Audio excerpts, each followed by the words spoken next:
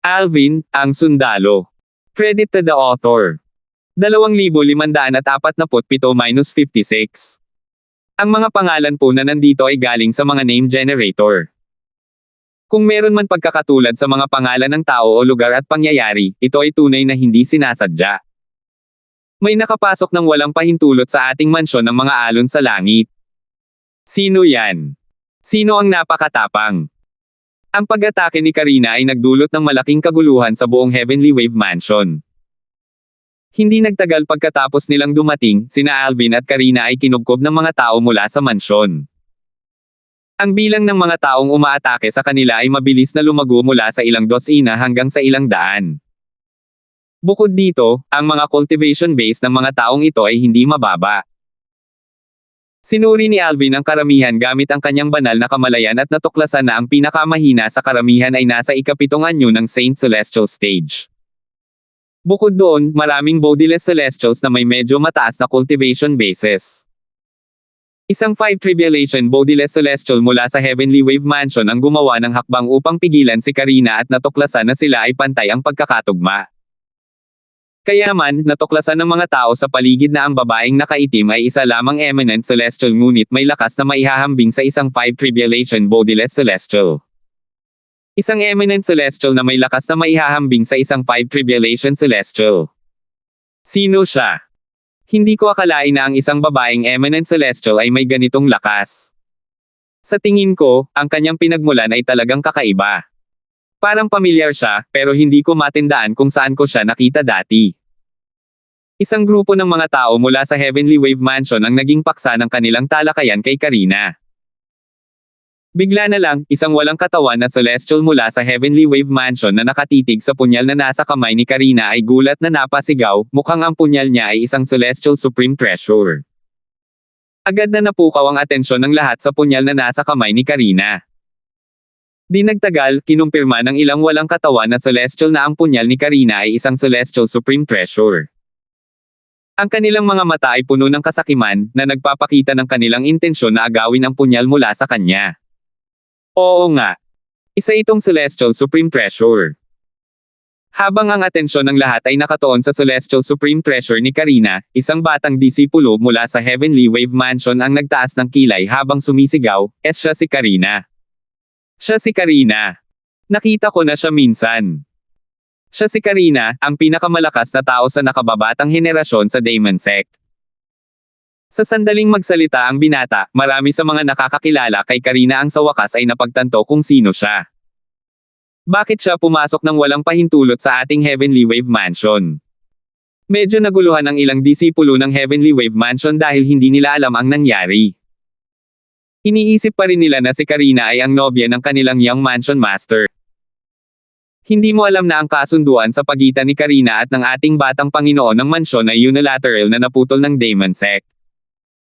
Kaya naman, ang ating matandang ninuno ay pumunta sa Demon Sect at pinatay ang kanilang kataas-taasang elder, si Rudy, bilang parusa. Bulong ng mga may sapat na kaalamang disipulo, na ipinaliwanag ang nangyari sa mga walang alam sa pinakabagong balita. Hindi pwede. Paano naging ganito kalala ang sitwasyon? Napakalaking balita nito. Hindi ako makapaniwala na hindi ko ito nabalitaan. Kung gayon, ano ang plano niyang gawin sa ating Heavenly Wave Mansion? Nandito ba siya para maghayganti para sa kanyang matandang ninuno? Marami sa kanila nakakaalam lang sa nangyari ay natigilan nang marinig nila ang nangyari. Mayroon ding mga nakakaalam ng relasyon sa pagitan ni Karina at Rudy, ang kataas-taasang nakatatanda ng Demon Sect, na pinatay ng matandang ninuno mula sa Heavenly Wave Mansion. Tiningnan nila si Karina na parang isang tanga. Sa sandaling ito, isang boses na puno ng paghamak ang umalingaw-ngaw sa hangin. Karina. Swoosh! Isang binata na nakasuot ng brocade robe ang lumitaw ng may magaan na galaw. Pagkalabas niya, maraming tao ang nagsimulang yumuko ng may paggalang sa kanya, na nagpapakita ng kanyang pagkakakilanlan bilang si Yulo, ang young mansion master ng Heavenly Wave Mansion. Ang taong ito ay dating kasintahan ni Karina. Batang guro ng mansyon. Batang guro ng mansyon. Napuno ng pangungutya ang mga mata ni Yulo habang panunukso niyang sinasabi, Pumunta ka ba sa Heavenly Wave Mansion dahil pinagsisisihan mo ang iyong mga ginawa? Hayaan mo akong hulaan, wala ka ng planong sirain ang ating engagement. Galit na galit siya nang malaman niyang gustong sirain ng Demon Sect ang kanyang engagement. Nabuhos lamang ang kanyang galit nang patayin ng matandang ninuno mula sa mansyon si Rudy. Noong panahong iyon, alam niyang wala ng pagkakataon para makasama niya si Karina. Tutal, kilala niya ng husto ang ugali nito. Mas malabong pakasalan siya nito matapos patayin ng matandang ninuno mula sa Heavenly Wave Mansion si Rudy. Dahil dito, tinutokso lang ni Yulo si Karina. Natural lang, alam niyang pumunta ito para maghanap ng gulo dahil napatay niya ang napakaraming nagpapatrulyang disipulo nila. Malinaw na nalaman niya na ang matandang ninuno mula sa Heavenly Wave Mansion ang pumatay sa kanyang ninuno. Nang makita ni Karina si Yulo, itinigil niya ang pakikipaglaban sa Five Tribulation Bodiless Celestial. Nag-alab ang kanyang mga mata sa galit habang sinugod niya si Yulo. Yulo. Malaki ang ipinagbago ng ekspresyon ni Yulo nang makita niya ito. Tutal, kahit sa tulong ng kanyang Celestial Supreme Treasure, ang kanyang lakas ay maihahambing lamang sa isang Four Tribulation Bodiless Celestial. Wala siyang laban kay Karina na nagtataglay din ng Celestial Supreme Treasure at may lakas na maihahambing sa isang Five Tribulation Bodiless Celestial. Nakahinga lamang siya ng maluwag nang biglang may ilang figure na sumulpot at lumitaw sa harap niya. Ang mga figurang ito ay pagmamay-ari ng ilang 5 and 6 Tribulation Bodiless Celestials. Malinaw na pumunta sila para protektahan si Yulo. Lahat sila ay nakatitig kay Karina sa sandaling ito.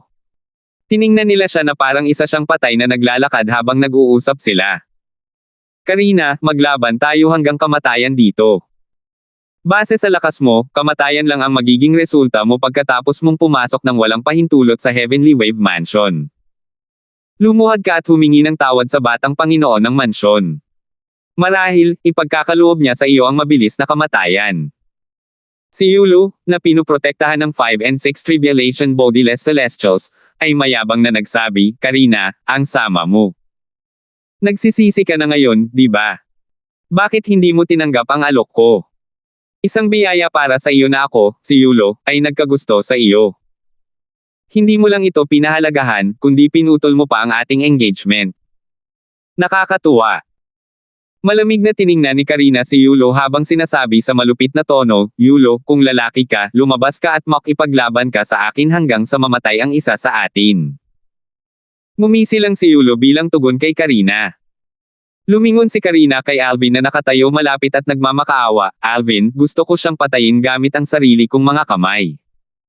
Tulungan mo ako. Sa wakas ay natuklasan ng mga tao mula sa Heavenly Wave Mansion na hindi nag-iisa si Karina. Dahil sa pag-atake ni Karina at sa Celestial Supreme Treasure, marami sa kanila ang nakaligtaan ng presensya ng binata na nakasuot ng lila.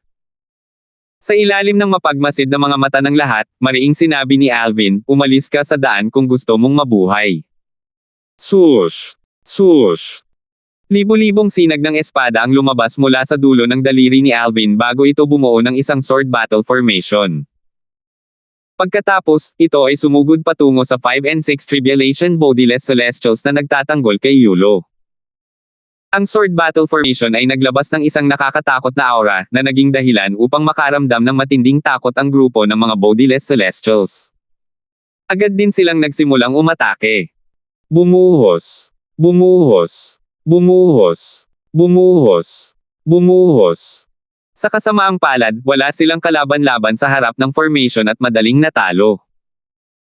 Lahat ng 5 at 6 na Tribulation Bodiless Celestials na nasugatan ay nagsimulang samuka ng dugo. Mabilis silang umatras. Alam nilang kung hindi sila atras, mawawalan sila ng buhay sa Sword Battle Formation. Swoosh! Swoosh! Swoosh! Swoosh! Swoosh! Swoosh! Gulat na nanood ang mga disipulo mula sa Heavenly Wave Mansion nang makita nilang kayang-kaya ng Sword Battle Formation ni Alvin na madaling mapilitang umatras ang 5 and 6 Tribulation Bodiless Celestials. Matapos hoanan ni Alvin ang daan para kay Karina, malamig niyang tiningnan si Yulo habang sumusugod dito. Yulo. Si Yulo, na labis na nagulat sa ipinakitang lakas ni Alvin, ay walang oras para ipagtanggol si Karina at mabilis na nahulog sa isang hindi magandang posisyon. Mamatay ka! Sinamantala ni Karina ang pagkakataon at hiniwa ang kanyang punyal na tila makamandag na ahas sa leeg ni Yulo. Walang duda na mamamatay siya kung sakaling tumama ang atake sa kanya. Sa kritikal na sandali, dalawang boses ang sabay na umugang. Kasabay nito, dalawang alon ng malakas at walang kapantay na enerhiya ang lumabas, malinaw na nagbabalak na pigilan si Karina sa pagpatay kay Yulo. Tigilan mo na! Tigilan mo na! Ang dalawang boses ay pagmamay-ari ng dalawang Seven Tribulation Bodiless Celestials mula sa Heavenly Wave Mansion na sumugod dito. Muntik na sana nilang mapigilan si Karina nang may hindi inaasahang nangyari. 2,548. Swoosh! Swoosh! Umalangaw-ngaw sa ere ang mga tunog ng sipol ng espada habang ang sword battle formation ni Alvin na humina matapos maglinis ng daan para kay Karina ay nagsimulang magningning ng nakasisilaw. Sa isang iglap, lumipad ito patungo sa direksyon ni Karina at Yulo. Bumuhos.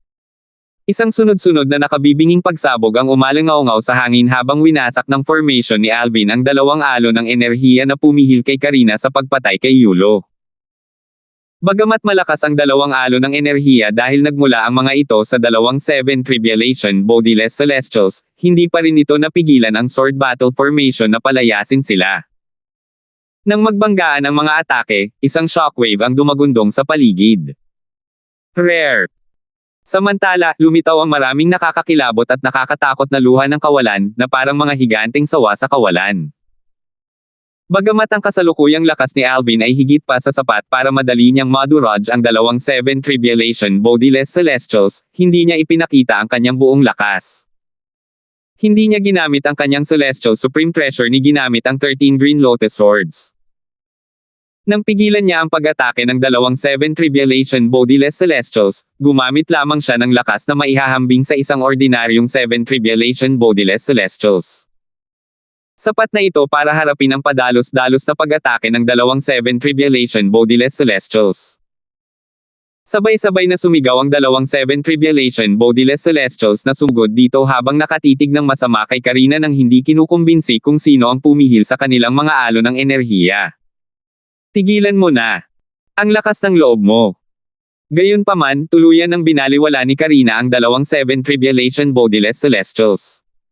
Sa halip, hiniwa niya muli ang kanyang punyal na tila isang makamandag na ahas sa leeg ni Yulo. Sa isang kisap mata lamang, napatay niya si Yulo na nanginginig pa rin sa gulat. Gayunpaman, tila hindi siya nasisiyahan kahit na matapos niya itong mapatay. Ginamit niya muli ang kanyang kapangyarihan at sinira rin ang bangkay nito. Bagamat hindi niya pinatay ang kanyang ninuno gamit ang sarili niyang mga kamay, hindi direktang siya ang sanhi ng pagkamatay ng kanyang ninuno. Samantala, ang mga tao mula sa Heavenly Wave Mansion na naroon sa pinangyarihan ay napanganga sa gulat nang makita nilang pinatay ni Karina si Yulo, ang kanilang Young Mansion Master. Ang dalawang Seven Tribulation Bodiless Celestials na sumugod dito ay may takot na ekspresyon sa kanilang mga mukha. Alam nilang hindi sila pababayaan ng kanilang Mansion Master dahil sa hindi nila pagprotekta sa kanilang Young Mansion Master, na nagresulta sa pagkamatay ng kanilang Young Mansion Master. Upang matubos ang kanilang mga sarili, lumipad sila palabas, at ang kanilang mga enerhiya ay agad na binalot si Karina. Paano mo nagawang patayin ang aming batang Panginoon ng mansyon? Naghahanap ka ng kamatayan. Mamatay ka. Karamihan sa mga tao mula sa Heavenly Wave Mansion ay siguradong mamamatay si Karina. Bagamat napigilan na ng kasama ni Karina ang dalawang Seven Tribulation Bodiless Celestials kanina, hindi nila inakala na may iligtas siya ng kasama niya. Tutal, ang lakas ng kasama niya ay tila maihahambing lamang sa isang ordinaryong Seven Tribulation Bodiless Celestial. Paano makakalaban ng isang Seven Tribulation Bodiless Celestial ang dalawang Seven Tribulation Bodiless Celestials? Samantala, nanatiling kalmado at hindi natinag si Karina nang makita niya ang dalawang Seven Tribulation Bodiless Celestials na mabangis na sumusugod sa kanya. Tila hindi siya natatakot sa mga ito. Nang makita ni Alvin ang dalawang Seven Tribulation Bodiless Celestials na papalapit kay Karina at ang kanilang mga enerhiya ay malapit nang tamaan siya na parang isang higanteng martilyo, malamig niyang sinabi, tingnan natin kung sino ang naghahanap ng kamatayan. Swoosh! Swoosh! Kasabay nito, ang labanan sa pagbuo ng espada ay nag-iwan ng 10 imahe matapos ang labanan habang dinala nito si Alvin sa tabi ni Karina sa isang kisap mata lamang. Napakabilis ng bilis ni Alvin kaya't hindi man lang nakareact ang dalawang Seven Tribulation Bodiless Celestials. Biglang nagbago ang kanilang mga ekspresyon nang tila lumitaw sa kanilang harapan ang isang binata na nakasuot ng lila. Swoosh! Swoosh! Natigilan pa rin ang dalawang Seven Tribulation Bodiless Celestials ng ang sword battle formation ni Alvin na tila nag-transform bilang side of death ay bumaril at pumatay sa kanila. Nagkalat ang dugo sa hangin nang patayin ni Alvin ang dalawang Seven Tribulation Bodiless Celestials. Paano nangyari iyon? Ang 5 at 6 na Tribulation Bodiless Celestials mula sa Heavenly Wave Mansion ang unang nakabawi ng kanilang katinoan. Pinagpawisan sila ng malamig nang makita nila kung gaano kadaling napatay ni Alvin ang dalawang Seven Tribulation Bodiless Celestials. Ang mga Bodiless Celestials na ito ang napilitang umatras ni Alvin nang protektahan nila si Yulo kanina. Nang makita ito, alam nilang hindi nila matatakasan ang kamatayan kung talagang balak silang patayin ni Alvin. Sino siya? Humingi ba ng tulong si Karina para maghiganti rito? Hindi nakakapagtaka na naglakas loob si Karina na pumunta rito ng mag-isa. Pero nakahanap pala siya ng tutulong sa kanya. Dapat niyang malaman na ang ating matandang ninuno ay isang 9 Tribulation Bodiless Celestial. Para matapang siyang sumugod dito, posible kayang ang binata na nakasuot ng lila ay isang 9 Tribulation Bodiless Celestial. Ang mga tao mula sa Heavenly Wave Mansion ay tumingin kay Alvin nang may takot nang sila ay bumalik sa kanilang katinoan. Natatakot silang baka patayin din sila ni Alvin. Nanlamig ang mga tao sa 5 and 6 Tribulation Bodiless Celestials nang marinig nila ang haka-haka ng mga tao na si Alvin ay maaaring isang 9 Tribulation Bodiless Celestial. Tiningnan nila si Alvin nang may pagkabalisa at takot. Isang malakas na bugzo ng hangin ang umihip ng malakas kasabay ng isang nakakapangilabot na dagandong na umalangaw-ngaw sa Heavenly Wave Mansion. Yulo! Ilang sandali lang, isang lalaking nasa katanghaliang gulang na nakasuot ng turquesang roba ang lumitaw sa paningin ng lahat. Mataba siya, angular ang mukha, at makapal ang mga kilay. Tila isa siyang lalaking matagal nang nasa posisyon ng kapangyarihan. Nang makita ang lalaking nasa katanghaliang gulang, lahat ng tao mula sa Heavenly Wave Mansion ay yumuko ng may paggalang. Panginoon, Guro ng Mansyon. Panginoon, Guro ng Mansyon. Ang Mansion Master ng Heavenly Wave Mansion. Tumaas ang kilay ni Alvin. Base sa mga pagbati ng mga tao, tila ang lalaking nasa katanghaliang gulang na nakasuot ng turkesa ay si Julio, ang Mansion Master ng Heavenly Wave Mansion. Hindi pinansin ni Julio ang mga tao sa paligid at tinitigan si Karina. Karina, paano mo nagawang patayin ang anak ko? Nabalitaan niya ang pagkamatay ng kanyang anak nang mabasag ang soul pearl ng kanyang anak. Sa pamamagitan ng isang Dao Talisman, pinanood niya kung paano pinatay ang kanyang anak. Ngumisi si Karina at sinabing, paano kung pinatay ko siya? Nang pinatay ng matandang utot mula sa mansyon mo ang aking matandang ninuno, dapat ay nahulaan mo na ito. Ay ikaw. Galit na galit si Julio, ngunit sinubukan niyang pakalmayan ang kanyang galit. Bilang Mansion Master ng Heavenly Wave Mansion, paano niya hindi mahulaan na may katulong si Karina gayong matapang itong sumugod sa lupain ng Heavenly Wave Mansion at kumilos ng mayabang. Ang binata na nakasuot ng lila ang dapat tumulong sa kanya. Sa tingin ko, ang binata na nakasuot ng lilang ito ay dapat na isang 9 Tribulation Bodiless Celestial. Ang kanyang mga iniisip ay katulad ng iba. Swoosh! Swoosh! Sumipol ang hangin sa hangin nang dumating ang ilang 7 and 8 Tribulation Bodiless Celestials mula sa Heavenly Wave Mansion. Nang malaman nila ang nangyari mula sa karamihan, takot silang tumingin kay Alvin. Si Julio, ang Mansion Master ng Heavenly Wave Mansion, ay tumingin kay Alvin at same time na nagsabi, Ginoo, ano po ba ang inialok sa inyo ng Demon Sect sa pagtulong sa kanila? Ako, si Julio, ang Mansion Master ng Heavenly Wave Mansion, ay nangangako na anuman ang ibigay sa inyo ng Demon Sect, handa akong doblehin ito. Umaasa lang ako na hindi kayo makikialam sa usapin sa pagitan ng aming Heavenly Wave Mansion at ng Demon Sect. Malinaw na inakala niyang kumuha ang Demon Sect ng panlabas na tulong para harapin sila. Sa kasalukuyan, lahat, kasama na si Julio, ay nag-iisip na si Alvin ay isang 9 Tribulation Bodiless Celestial. Sa katunayan, matutuklasan nila na isa lamang siyang eminent celestial kung sinuri nila siya gamit ang kanilang divine consciousness. Gayunpaman, sino ang maglalakas loob na suriin ang cultivation base ni Alvin sa sandaling ito? 2,549. Ang Nine Tribulation Bodiless Celestial ang tugatog ng pag-iral sa mga makamundong kaharian. Para sa karamihan ng mga tao, ang ganitong pag-iral ay halos parang Diyos. Ngayon na inakala ng mga tao mula sa Heavenly Wave Mansion na si Alvin ay isang Nine Tribulation Bodiless Celestial, sino ang mangangahas na masaktan siya? Kahit ang isa pang Nine Tribulation Bodiless Celestial ay hindi gagawa nito para maiwasan ang hindi kinakailangang gulo. Ngumiti si Alvin nang marinig ang alok ni Julio. Sa tingin mo ba ay kinuha ako ng Demon Sect para sundan si Karina dito? Nang marinig ito, isang masamang pakiramdam ang bumangon sa puso ni Julio. Hindi ba't ganoon nga? Hindi niya maintindihan kung bakit makikialam ang isang Nine Tribulation Bodiless Celestial sa usapin sa pagitan ng Heavenly Wave Mansion at ng Demon Sect kung hindi siya tinanggap ng Demon Sect. Hindi sumagot si Alvin sa tanong ni Julio. Walang pakialam na sinabi lamang niya, hilingin mo sa Nine Tribulation Bodiless Celestial ng mansyon mo na ipakita ang kanyang sarili. Nabigla si Julio sa mga sinabi ni Alvin. Natitiyak na niya na may masamang balak si Alvin. Mabilis niyang dinurog ang isang communication jade token para ipatawag ang matandang ninuno ng Heavenly Wave Mansion.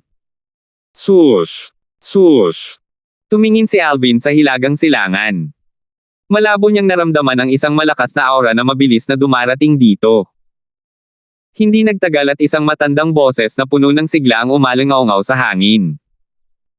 Kilala ko ang lahat ng Nine Tribulation Bodiless Celestial sa Yan Huang Realm kahit hindi ko pa sila nakikilala. Paano kita tatawagin? Isang matandang lalaki ang lumitaw na parang multo sa harap ng lahat sa sandaling ito.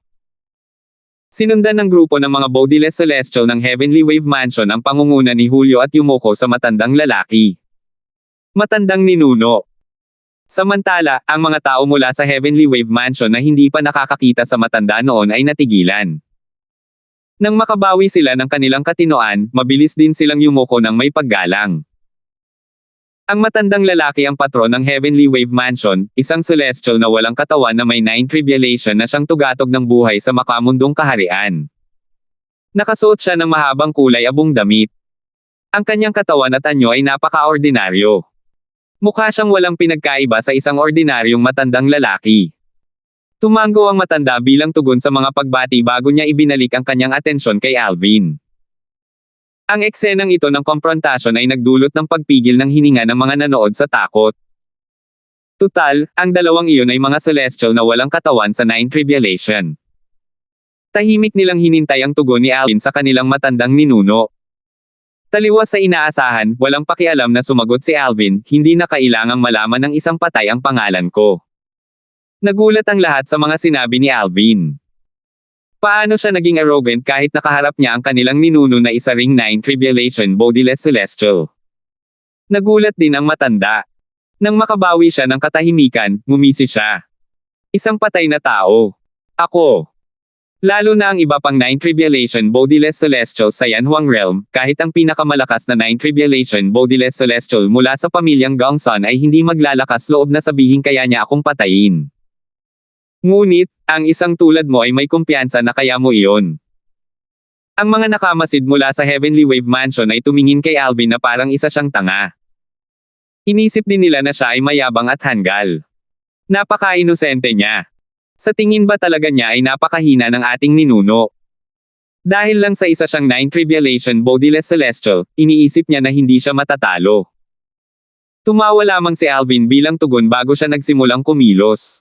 Swoosh! Swoosh! Ang nakakatusok sa taingang tunog ng pagsipol ng mga espada ay umalingaw-ngaw sa hangin habang ang enerhiya ay dumaloy mula sa katawan ni Alvin at naging milyon-milyong sinag ng espada. Sa isang kisap mata, ang mga sinag ng espada ay nagsanib puwersa at bumuo ng isang sword battle formation. Agad na lumipad ang formation patungo sa matanda habang nagsimulang lumitaw ang mga kopya nito. Ito ang pinakamalakas na atake ni Alvin. Ginamit niya ang kanyang assist-type divine ability, ang elementary devouring tactic, ang pinakamataas na yugto ng Sovereign Heart Sword, at ang kanyang offensive divine ability, ang 13 Green Lotus Swords. Ang humigit kumulang 12 dosenang clones mula sa Sword Battle Formation ay bahagi ng epekto ng 13 Green Lotus Swords. Noong una, nang lumitaw ang mga clone ng Sword Battle Formation, ang matandang ninuno ng Heavenly Wave Mansion ay napangisi. Ang lakas ay maihahambing lamang sa pinakamalakas na atake ng isang ordinaryong 7 Tribulation Bodiless Celestial. Gayunpaman, natigilan ang ngiti ng matanda nang makita niyang sama-sama ang mga clone sa Sword Battle Formation, na nagpapataas ng puwersa nito sa isang nakakatakot na antas. Nagbago ang kanyang ekspresyon sa gulat at takot. Paano ito nangyari? Mabilis niyang kinuha ang isang 7 talampakang haba ng sibat at iwinagayway ito sa ere. Isang kataas-taasang kayamanan sa langit. Madaling natukoy ni Alvin ang sibat bilang isang kataas-taasang kayamanan sa langit. Gayunpaman, tila wala siyang pakialam dito. Sumuko ang 10,000 sundalo. Sa isang iglap lang, ang Sword Battle Formation na lumilipad patungo sa 9 Tribulation Bodiless Celestial mula sa Heavenly Wave Mansion ay biglang naglabas ng kakaiba at mahiwagang enerhiya. Ang enerhiya ay lumabas at inagaw ang Celestial Supreme Pressure ng matanda sa isang kisap mata lamang. Nasugatan ng kamay ng 9 Tribulation Bodiless Celestial nang maagaw ang kanyang Celestial Supreme Pressure. Biglang nagbago ang ekspresyon ng kanyang mukha nang sumigaw siya, anong nangyayari? Hindi niya inaasahan na ganoon kadaling maagaw ang kanyang Celestial Supreme Pressure. Sino ang binata na nakasuot ng lilang damit na ito? Anong teknik ang ginamit niya? Boom! Boom! Bilang isang 9 Tribulation Bodiless Celestial, mabilis siyang nakabawi ng kanyang kahinahunan.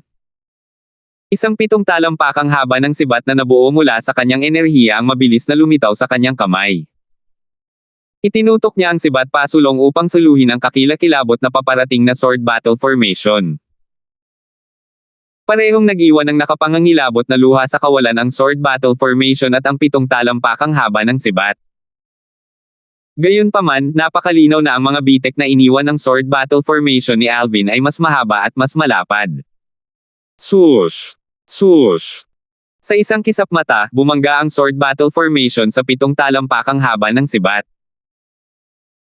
Bagamat bahagyang lumabo ang liwanag ng formation, hindi man lang ito tumigil dahil madali nitong nalampasan ang 7 talampakang haba ng sibat bago ito bumangga sa 9 Tribulation Bodiless Celestial mula sa Heavenly Wave Mansion na parang alon. Bago namatay ang 9 Tribulation Bodiless Celestial, ang kanyang sigaw ng kawalan ng pag-asa ay umalangaw-ngaw sa hangin ng may bahid ng kalungkutan. Hindi. Bumuhos. Samantala, ang mga labi ng pag-atake ni Alvin ay nagdulot ng kaguluhan sa lupain ng Heavenly Wave Mansion. Maraming gusali ang gumuho sa lupa. Ang ilang mga disipulo na ang mga cultivation base ay malubhang nasugatan. Ang mga may mas malakas na cultivation base ay kinailangang umatras ng malayo upang maiwasan ang maapektuhan. Swoosh! Swoosh! Matapos maglaho ang natitirang lakas mula sa atake ni Alvin, tanging ang tunog ng ihip ng hangin lamang ang maririnig. Nang hamupa ang kaguluhan, nakita ng mga tao mula sa Heavenly Wave Mansion ang binata na nakasuot ng lila na nakatayo sa malapit na parang isang di matatawarang Diyos. Samantala, ang kanilang ninuno ay nawala ng walang bakas. Si Julio, ang Mansion Master ng Heavenly Wave Mansion, ay sumigaw sa kawalan ng pag-asa, matandang ninuno. Isang basag na soul pearl ang nakita sa kanyang kamay. Kasabay nito, sumigaw din ang isang 8 Tribulation Bodiless Celestial, patay na ang ating matandang ninuno. Nang marinig ito, napagtanto ng lahat mula sa Heavenly Wave Mansion na patay na ang kanilang ninuno. 2,550. Patay na ang ninuno. Titi ito. Nanaginip ba ako? Hindi. Hindi ito panaginip. Ito ay realidad. Mga langit. Ang ninuno ay isang 9 Tribulation Bodiless Celestial, ngunit siya ay pinatay ng binata na nakasuot ng lila sa isang kisap mata lamang. Nang makabawi ang mga tao mula sa Heavenly Wave Mansion, para silang binabangungot. Ang ninuno ng Heavenly Wave Mansion ay isang 9 Tribulation Bodiless Celestial, isang nilalang na nasa tuktok ng mga makamundong kaharian. Gayunpaman, ang gayong nilalang ay napatay sa isang iglap lamang. Tao ba talaga siya? Kaya bang patayin ng isang 9 Tribulation Bodiless Celestial ang isa pang 9 Tribulation Bodiless Celestial ng ganoon kadali? Isa lamang ba siyang 9 Tribulation Bodiless Celestial? Ang mga tao mula sa Heavenly Wave Mansion ay tumingin kay Alvin ng may gulat at kawalan ng paniniwala. Kung ang 8 Tribulation Bodiless Celestial mula sa kanilang mansyon, isang Supreme Elder, ay hindi personal na nagsabing patay na ang kanilang ninuno, hindi sila maniniwala na ang kanilang ninuno ay namatay ng ganoon kadali. Bago ngayon, ang kanilang ninuno ay parang isang Diyos na nilalang sa kanilang mga mata. Hindi nila inaasahan na may makakapatay sa kanilang ninuno. Samantala, si Karina na nakatayo sa tabi ni Alvin ay lumuhad at yumuko patungo sa direksyon ng Thousand Opportunities Galaxy kung saan matatagpuan ang Demon Sect. Umagos ang mga luha sa kanyang magandang mukha habang bumubulong, "Ninuno, nakita mo ba? Patay na ang matandang pumatay sa iyo. Maaari ka nang magpahinga ng mapayapa sa kabilang buhay." Nakikiramay ako, naway mapayapa siyang humimlay. Pagaliw ni Alvin kay Karina. Tumanggaw si Karina. Pagkatapos niyang tumayo, idinagdag niya, "Tara na." Sumulyap si Alvin sa mga tao mula sa Heavenly Wave Mansion, bahagyang nagulat na plano ni Karina na palayain ang mga taong ito. Ang mga nakaagaw ng tingin ni Alvin ay tila nakita na nila ang Grim Reaper. Natakot sila ng husto. Madaling napatay ng binata na nakasuot ng lila ang kanilang ninuno na isang 9 Tribulation Bodiless Celestial, napakadali para sa kanya na patayin sila. Maging si Julio, ang Mansion Master ng Heavenly Wave Mansion, at ang iba pang 8 Tribulation Bodiless Celestials ay takot na tumingin kay Alvin, natatakot na baka atakihin niya sila. Nasaksihan nila ang lakas ni Alvin at alam nilang kasing dali lang ito ng pagpatay sa isang langgam kung balak niya silang patayin. Hindi si Karina ang tipo ng taong basta na lang mamamatay. Nang makita niya ang mga tao mula sa Heavenly Wave Mansion na nanginginig sa takot nang tumingin sila kay Alvin, nawalan siya ng gana na ituloy ang usapin. Dahil patay na ang salarin at ang nagpasimula, basta tatabi sila at hindi magdudulot ng gulo kapag umalis na tayo, iminumungkahi kung hayaan na lang sila. Tumanggaw si Alvin at iginalang ang mga kahilingan ni Karina. Gayunpaman, ayaw niyang magdala ng kalamidad sa Demon Sect.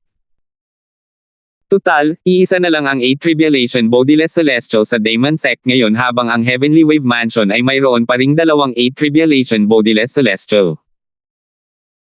Bagamat mahirap para sa Heavenly Wave Mansion na lipulin ang Demon Sect ngayon, maaari pa rin silang magdulot ng malaking problema.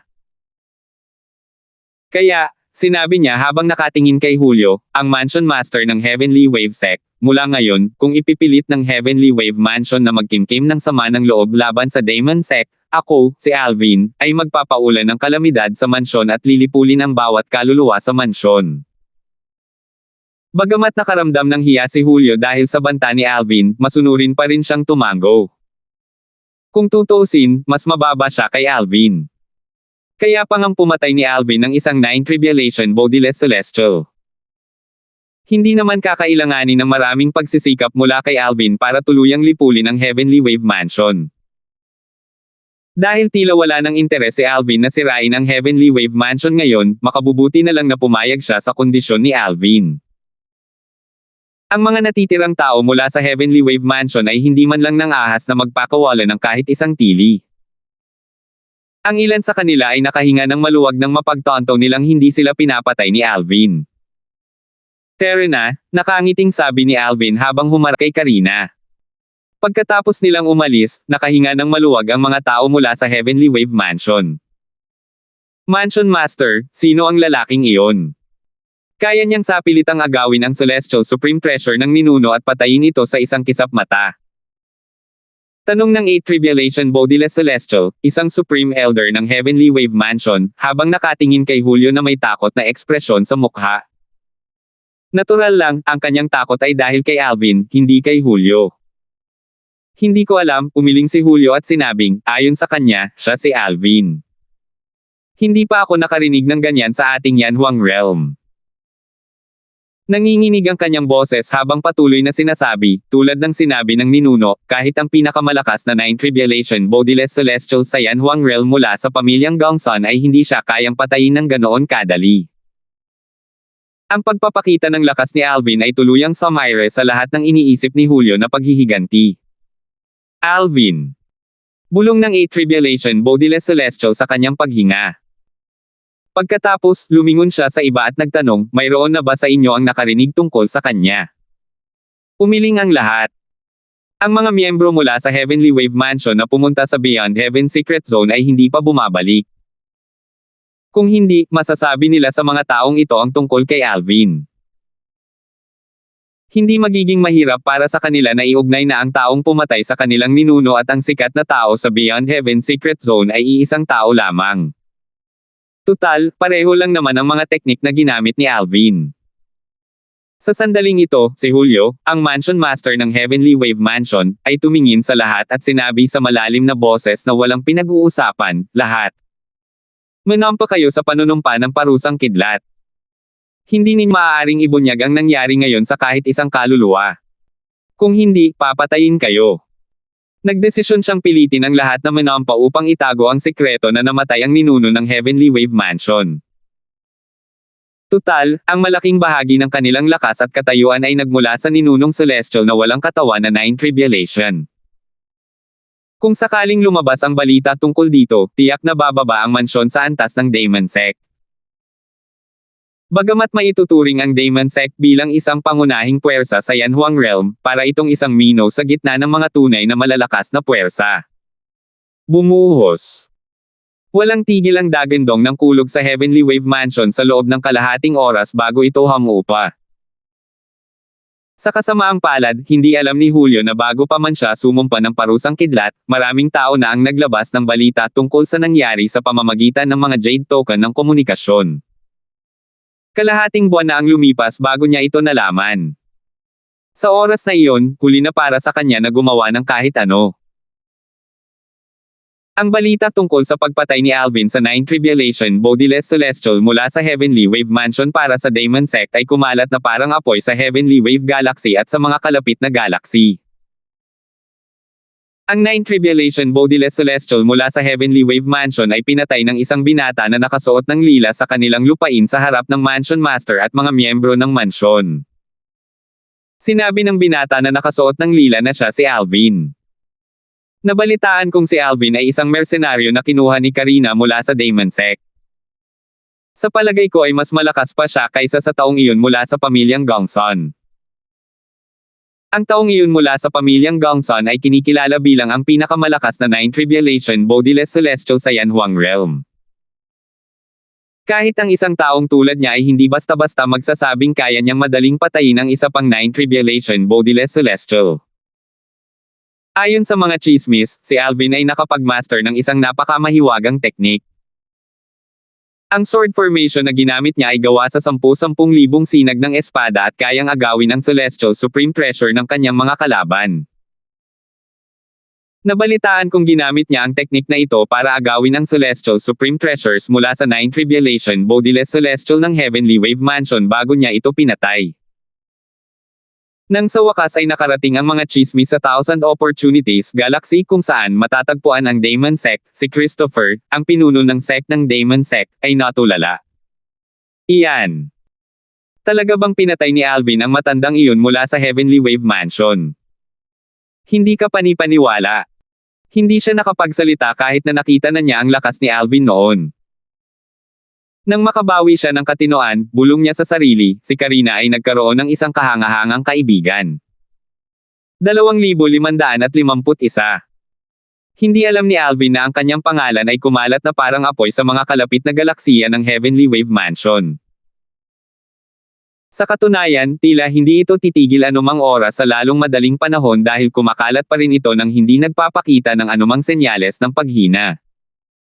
Natural lamang ito dahil ang kanyang gawa ay sadyang kamangha-mangha at nakakatakot.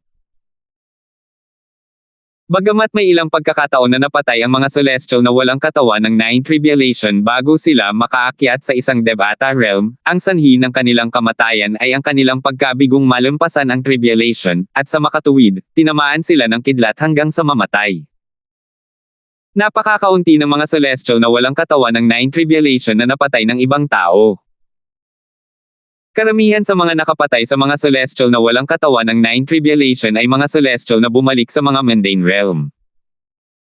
Ilang beses pa lamang itong nangyari sa kasaysayan ng Yanhuang Realm, napakabihira nito. Ang mga ordinaryong celestial ay hindi na makakabalik sa mga mundane realm habang ang mga celestial na may kakayahang pumunta sa mga mundane realm ay ayaw gawin ito dahil gusto nilang maiwasan ang maapektuhan ng secular na karma sa mga mundane realm. Sa makatuwid, napakabihira na mapatay ang isang celestial na walang katawan ng Nine Tribulation. Dahil sa lahat ng mga kadahilanang ito, ang nagawa ni Alvin na patayin ang Nine Tribulation bodiless celestial mula sa Heavenly Wave Mansion ay kumalat na parang apoy na ikinagulat ng lahat ng nakarinig nito. Samantala, ilang tao na bumalik sa Yan Huang Realm mula sa Beyond Heaven Secret Zone ang nakatuklas na pamilyar sila sa mga teknik na ginamit ng binata para patayin ang Nine Tribulation bodiless celestial mula sa Heavenly Wave Mansion. Alvin. Sword Battle Formation. Kaya ba niyang agawin ang Celestial Supreme Treasure mula sa kanyang mga kalaban? Di nagtagal, nalaman nila na ang binata na nagdulot ng kaguluhan kamakailan ay isang gwapong binata na nakasuot ng mga lilang roba. Nang panahong iyon, napagtanto nila na si Alvin na ito ay malamang na siya rin ang taong si Alvin na sikat din sa Beyond Heaven Secret Zone. Sa Beyond Heaven Secret Zone, napatay ni Alvin ang isang 8 Tribulation bodiless celestial gamit ang isang Celestial Supreme Treasure nang sila ay nasa labas ng isang treasure vault na naiwan ng isang great overarching golden celestial. Natural lang na nagulat silang muli sa kanyang nagawa. Siya talaga yan. Hindi ko talaga inaasahan na iisa lang pala sila. Bakit siya napunta sa ating Yan Huang Realm? Sigurado ka bang hindi ang babaeng kasama niya ang umatake? Natural lang, ang tinutukoy ng taong ito na kakabalik lang mula sa Beyond Heaven Secret Zone ay si Kelly nang pag-usapan niya ang babaeng kasama ni Alvin, hindi si Karina. Oo, siya ang umatake. Mga langit. Akala ko ang kasama niyang babae ang pumatay sa Nine Tribulation bodiless celestial. Sino ang mag-aakala na kaya niyang gawin ang ganitong kahangahangang bagay? Nabalitaan kong ang Nine Tribulation bodiless celestial mula sa Heavenly Wave Mansion ay napatay sa isang kisap mata lang. Nabalitaan ko rin na pinatay niya ang Nine Tribulation bodiless celestial mula sa Heavenly Wave Mansion matapos piliting agawin ang Celestial Supreme Treasure ng kalaban niya. Bagamat isa lamang siyang eminent celestial, kasing lakas siya ng isang Nine Tribulation bodiless celestial. Na-master pa niya ang isang teknik na kayang agawin ang mga sandata ng kanyang mga kalaban, Celestial Supreme Treasure man ito o hindi. Natural lamang na kung walang Celestial Supreme Treasure, hindi matatalo ng Nine Tribulation bodiless celestials ang taong may hawak ng Celestial Supreme Treasure. Mabilis na naging kilalang pangalan si Alvin sa Yan Huang Realm. Maraming detalye tungkol sa kanya ang naipaalam sa mga tao. Alam nilang hindi siya taga Yan Huang Realm, kundi taga Saint Province Realm. Alam din nilang isa lamang siyang eminent celestial at hindi isang Nine Tribulation bodiless celestial. Bukod pa rito, mayroon siyang kasama na pinaghihinalaan ng mga tao na kanyang asawa. Sinasabing nakapatay siya ng dalawang Nine Tribulation bodiless celestial nang hindi gumagamit ng anumang Celestial Supreme Treasure sa isang kisap mata lamang. Sinasabing mayroon siyang lakas na maihahambing sa isang celestial mula sa Devata Realms. Natural lamang na mabigla ang bawat cultivator sa Yan Huang Realm nang malaman nila ito. Sus Mariosep. Paano lumitaw ang isang kakatwang nilalang na iyon?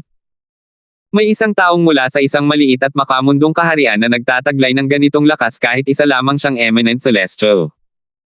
Sa kasaysayan ng Yan Huang Realm, sa palagay ko ay walang eminent celestial na ganito kalakas.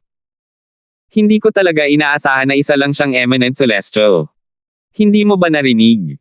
Noong nasa Beyond Heaven Secret Zone siya, mayroon siyang babaeng kasama na madaling nakapatay ng dalawang Nine Tribulation bodiless celestials. Para maging napakalakas niya kahit isa lamang siyang eminent celestial, sigurado akong may kinalaman iyon sa babaeng kasama niya. Kung hindi ako nagkakamali, ang Nine Tribulation bodiless celestial mula sa Heavenly Wave Mansion ang nag-cultivate ng Soul Congregation Embodiment, tama ba? Kahit na kasing lakas ni Alvin ang isang Nine Tribulation bodiless celestial, isa pa rin siyang eminent celestial. Kung naglunsad siya ng soul attack, mamamatay na sana si Alvin. Maririnig ang mga katulad na pag-uusap sa lahat ng dako sa Yan Huang Realm. Di nagtagal, dumating ang balita tungkol dito sa kalawakan na pinamumunuan ng Celestial Master Sect. Pinatay ni D. Alvin ang Nine Tribulation bodiless celestial mula sa Heavenly Wave Mansion. Natulala si Aiden, ang kaibigan ni Alvin na nakilala niya sa Beyond Heaven Secret Zone, nang marinig ang balitang ito. Aiden, napakaswerte mo na may kaibigan kang katulad niya.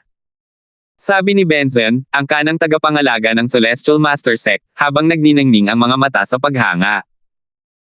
Siya ang balita kay Aiden tungkol sa nagawa ni Alvin. Bagamat nasaksihan niya ang pagpatay ni Alvin kay Jobert, ang kaliwang tagapangalaga ng Celestial Master Sect, inakala niyang ang limitasyon ng kapangyarihan ni Alvin ay kapantay ng isang 9 Tribulation Bodiless Celestial. Hindi niya inaasahan na kayang patayin ni Alvin ang isang 9 Tribulation Bodiless Celestial. Bukod dito, may chismis na madaling napatay ni Alvin ang 9 Tribulation Bodiless Celestial sa isang kisap mata lang. Naisip ni Benson sa sarili, ang 9 Tribulation Bodiless Celestial mula sa Heavenly Wave Mansion ay hindi dapat maging mas mahina kaysa sa ating ninuno sa sekta ng Celestial Master, tama ba? Nanginig siya nang maisip niya ito. Sa pagkakataong ito, tumango si Aiden at sumagot, oo, napakaswerte ko. Noon pa man ay pakiramdam niya ay isang magandang pagkakataon na naging kaibigan niya si Alvin. Alam niyang bibigyan siya ng pansin ngayon ng matandang ninuno ng Celestial Master Sect dahil kay Alvin. Tutal, sinabi pa nga ni Alvin na bibisitahin niya ito. Sinabi pa nga ni Alvin sa harap ni Benson, ang kanang tagapangalaga ng Celestial Master Sect. Hindi lilipas ang mahabang panahon nang mapatunayang tama ang hula ni Aiden. Hindi lamang niya nakuha ang atensyon ng matandang ninuno ng Celestial Master Sect, kundi nakatanggap din siya ng maraming tulong mula sa sekta. Binigyan siya ng access sa divine abilities at celestial techniques sa sekta at malayang magagamit ang mga ito kung gugustuhin niya. Natural lamang, nangyari ito kalaunan. Sa sandaling ito, bumul si Benson sa sarili, nalilito, gayunpaman, ang sabi-sabi ay matagumpay na napagtagumpayan ng 9 Tribulation Bodiless Celestial mula sa Heavenly Wave Mansion ang Soul Congregation Embodiment. Kung ginamit niya ang kanyang soul attack, si Alvin na isang eminent celestial lamang ay hindi makakayanan ng ganitong pag-atake. Nag-isip-isip si Aiden, siguro hindi niya alam na si Alvin ay isa lamang eminent celestial. Tama nga pala siya. Ang kalawakan ng mga alon sa langit. Sa ari-arian ng mansyon ng mga alon sa langit. Ang Mansion Master ng Heavenly Wave Mansion, si Julio, ay nakatanggap ng lahat ng uri ng balita tungkol kay Alvin. Ano? Isa lamang siyang eminent celestial. Muntik nang himatayan sa galit si Julio nang marinig niya ito. Ang matandang ninuno ng Heavenly Wave Mansion ay isang 9 Tribulation Bodiless Celestial na matagumpay na nakapag-cultivate ng Soul Congregation Embodiment. Kung alam lang nila na si Alvin ay isa lamang eminent celestial, walang duda na madaling napatay ng ninuno ng Heavenly Wave Mansion si Alvin gamit ang isang soul attack. Isang celestial na walang katawan na pumunta sa Heavenly Wave Mansion para ibalita ang balitang ito kay Julio ay nagsabi ng may pilit na ngiti, sino ang mag-aakala na si Alvin ay isa lamang eminent celestial sa panahong iyon.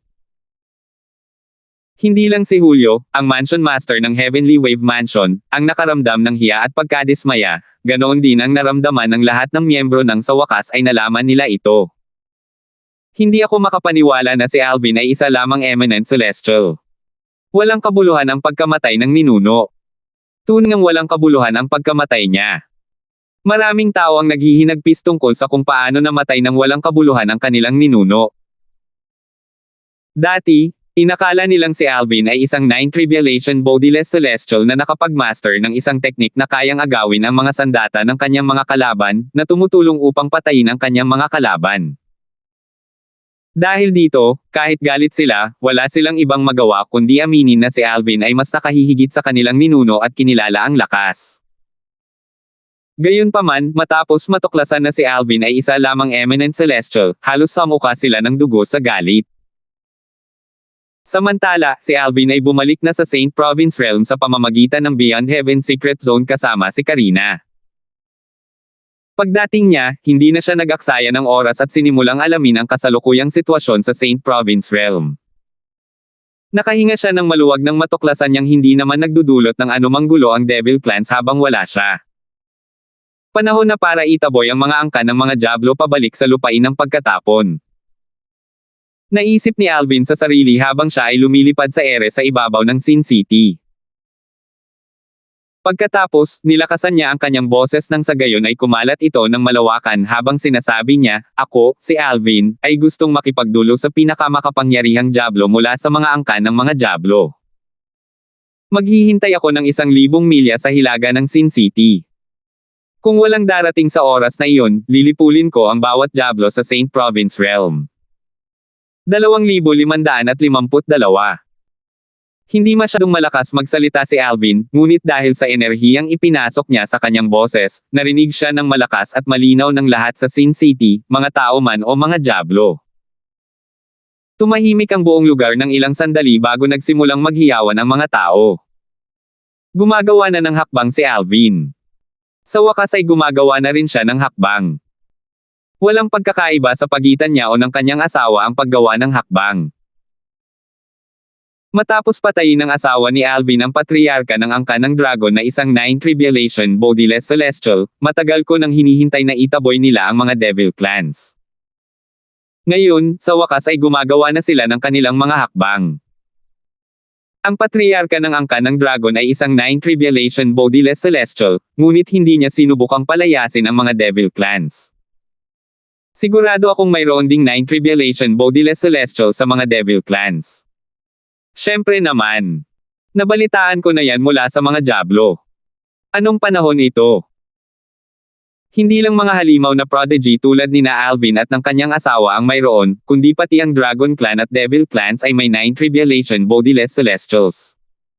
Hinahamon ni Alvin ang pinakamalakas na powerhouse sa Devil Clans. Sa tingin ko tinutulungan lang niya ang asawa niya na hamanin ang powerhouse. Sang-ayon ako. May kaibigan ako mula sa angkan ng mga dragon. Sabi niya, hindi sapat ang lakas ni Alvin para talunin ang kanilang patriarka. Ang asawa niya ang pumatay sa patriarka.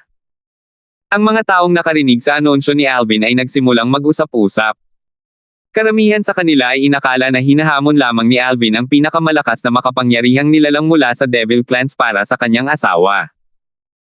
Sigurado sila rito dahil ang kanyang asawa ang pumatay sa patriarka ng Dragon Clan, hindi siya. Paano nila nalaman na ang kanyang asawa ay umalis na sa Saint Province Realm at hindi na babalik sa loob ng hindi bababa sa 1,000 taon? Sa kabilang banda, ang mga Diablo na nakarinig sa anunsyo ni Alvin ay nagulat. Labis na nagbago ang kanilang mga ekspresyon. Narinig nila ang tungkol sa lakas ng kanyang asawa, at alam nilang madali nitong napatay ang patriarka ng angka ng dragon na siyang 9 Tribulation Bodiless Celestial. Ang pinakamalakas na powerhouse sa Devil Clans ay ang 9 Tribulation Bodiless Celestials na katulad ng patriarka ng angka ng dragon. Nako! Si Alvin pala. Ibig sabihin nito ay gagawa ng hakbang ang asawa ni Alvin, tama ba? Matagal ko nang inaalala ito. Parang dumating na ang araw na to. Dati, nang kumalat ang balita tungkol sa pagpatay ng asawa ni Alvin sa patriarka ng angka ng dragon, nagdulot ito ng malaking kaguluhan sa Saint Province Realm. Noong una, hindi masyadong pinaniwalaan ng mga Diablo ang mga chismis. Gayunpaman, habang dumarami ang ebidensyang nabubunyag, wala silang ibang magawa kundi paniwalaan ito. Sa kasalukuyan, alam ng lahat ng Diablo na mayroong isang cultivator na mas malakas kaysa sa 9 Tribulation Bodiless Celestial sa Saint Province Realm. Bukod dito, siya ang asawa ni Alvin. Dahil paparating na si Alvin para sa atin, ano ang magagawa natin para ipagtanggol ang ating mga sarili? Kahit ang pinakamalakas sa atin ay walang kapantay sa asawa niya, di ba? Natataranta ang mga Devil Clan sa sandaling ito. Sa katunayan, ang ilan sa mga duwag na devils ay umalis na papunta sa Exiled Realm na kilala rin bilang Land of Exile ng mga tao sa Saint Province Realm. Natural lang, marami ang nanatili sa Saint Province Realm, nag-aalangan silang umalis. Kaya naman, nanatili silang umaasa at nagpasyang manatili. Sino ang masisisi sa kanila? Tutal, ang Saint Province Realm ay parang langit kumpara sa Land of Exile. Hindi lamang mayaman sa langit at enerhiya ng espiritu ang Saint Province Realm, kundi mayroon din itong maraming uri ng cultivation resources. Bukod dito, ang mga nangungunang powerhouse sa Devil Clans ay walang ganang umalis kaya ang maaari lamang nilang gawin ay manatili at magpatuloy. Matapos ang mahabang panahon, nakalimutan na nila si Alvin. Gayunpaman, bigla siyang lumitaw ngayon na may nakakagulat na hamon sa pinakamalakas na Diablo sa Devil Clans. Halos ramdam na ramdam nila ang panganib, at inakala nilang tapos na ang makapangyarihang nilalang na kailangang makipagkita kay Alvin. Tutal, alam nilang madaling napatay ng asawa niya ang Patriarch ng Dragon Clan na isang 9 Tribulation Bodiless Celestial. Pagkalipas ng 15 araw, sa ibabaw ng isang payapang glacier na naroon na sa loob ng 10,000 taon, biglang nasira ang katahimikan ng lugar. Swoosh! Swoosh! Umalangaw-ngaw sa ere ang tunog ng sipol ng hangin. Ilang mabibilis na figure ang sumulpot mula sa iba't ibang direksyon. Napakabilis ng kanilang paggalaw kaya't nag-iwan sila ng mga luha sa likuran nila. Swoosh! Swoosh! Sa isang kisap mata, 7 figure ang lumitaw sa kalangitan sa ibabaw ng glacier. Sabay-sabay silang huminto na parang planado na nila ito ng maaga. Isang lalaking nasa katanghaliang gulang na nakasuot ng berdeng roba ang sumulyap sa lahat ng may malamig na ekspresyon sa mukha. Hindi siya nagmamayabang, ganoon lang talaga siya. Ang kanyang mukha ay palaging walang ekspresyon na nagbibigay sa kanya ng isang aura na mahirap lapitan. Pumunta ba kayong lahat dahil sa hamon ni Alvin kay Master Wuji? Oo. Tama iyan. Tama iyan. Tumango ang 6 na natitirang figure bilang pagsang-ayon. Boom! Maya-maya pa, isang malakas na pagsabog ang umalangaw-ngaw mula sa ilalim nila. Kasunod nito, nakita nila ang tila na basag na glacier sa ilalim nila. Maraming nakakatakot na bitek ang mabilis na kumalat sa buong lugar. Bomb! Hindi nagtagal at may isa na namang pagsabog na umalangaw-ngaw at ang glacier ay nabasag at lumubog sa malamig na tubig na lumikha ng mga tilamsik. Ano ang nagdala sa inyong lahat dito? Isang malamig na boses na tila umalangaw-ngaw mula sa lahat ng direksyon ang umalangaw-ngaw sa hangin sa sandaling ito na nagpapahirap para sa isa na matukoy kung nasaan ang nagsalita. Bahagyang nanginig ang 7 sa kanila nang marinig ang boses. Mabilis silang yumuko nang may paggalang nang makita nila ang isang matandang lalaki na tila bigla na lamang sumulpot. Master Wuji. Kung nandito lang ang ibang mga Diablo, magugulat sila kung makikita nilang magalang ang 7 Diablo na ito. Tutal, ang 7 Diablo na ito ay may matataas na posisyon sa Devil Clans. Lahat sila ay mga celestial na walang katawan sa 8 tribulation. Paanong hindi magugulat ang iba kung makakita sila ng 7 celestial na walang katawan sa 8 tribulation na yumuyuko ng may paggalang sa isang matandang lalaki? Katamtaman ng pangangatawan ng matandang lalaki. Napaka-ordinaryo ng kanyang anyo kaya mahihirapan siyang makilala mula sa napakaraming tao. Sa kabila nito, iginagalang pa rin siya ng mga celestial na walang katawan ng 8 tribulation ng Devil Clans. Batay dito, madaling malaman na ang matandang lalaki lang ang tanging celestial na walang katawan ng 8 tribulation sa Devil Clans. Gusto ni Alvin na makipaglaban sa akin sa loob ng kalahating buwan. Ang walang pakialam na ekspresyon sa mukha ni Wuji, ang matandang lalaki, ay agad na dumilim nang malaman niya ang tungkol sa hamon na ibinigay ni Alvin. Tinitigan ng matandang lalaki ang 7 Diablo bago siya nagtanong sa malalim na boses, sinabi ba niyang lalabanan ko siya o ang kanyang asawa? Ito ay isang mahalagang tanong. Mayroong malaking pagkakaiba sa pagitan ng pakikipaglaban kay Alvin at pakikipaglaban sa asawa ni Alvin. Natural lang na alam ni Wuji ang nangyari sa lupain ng angkan ng dragon noon. Nalaman niya na ang lakas ni Alvin ay kapantay ng 9 tribulation bodiless celestial. Kahit na ilabas ni Alvin ang lahat ng kanyang lakas, hindi pa rin niya matatalo ang isang 9 tribulation bodiless celestial. Ang kanyang asawa ang madaling nakapatay sa Patriarch ng angkan ng dragon. Kung lalabanan ni Wuji si Alvin, tiwala siyang magtatapos ito sa tabla.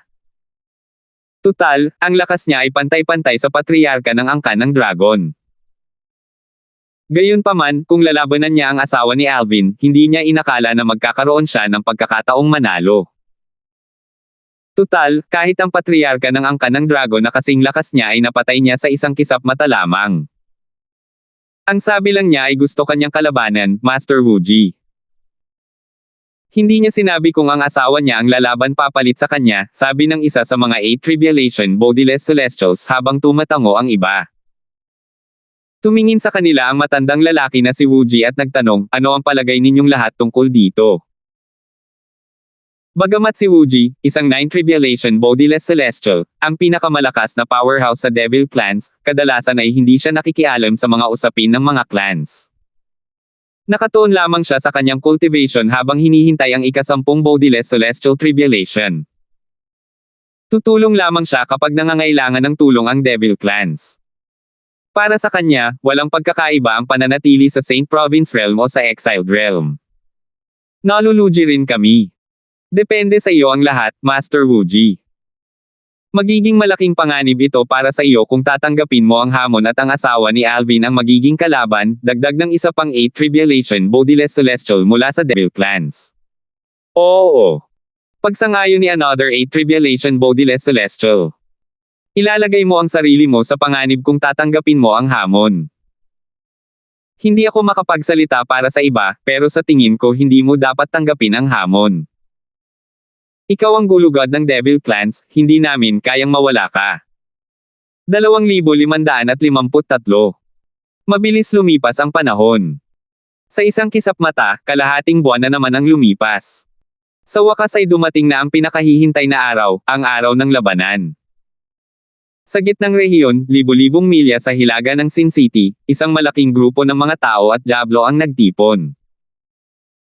Sa pangkalahatan, kung ganito kalaking grupo ng mga tao at Diablo ang magkakasama sa iisang lugar, malamang ay magkakaroon ng madugong labanan. Gayunpaman, na parang nagkasundo na sila noon pa man, ang parehong grupo ay mapayapang nakatayo sa magkabilang panig. Swoosh! Swoosh! Umalangaw-ngaw sa ere ang tunog ng sipol ng hangin habang dumarami ang mga tao at mga Diablo. Pagdating nila, tatayo sila kasama ang kani-kanilang pangkat. Tumayo sila sa magkabilang panig na parang mga hukbo ng hukbo, handa na sa labanan. Tahimik na lumipas ang oras.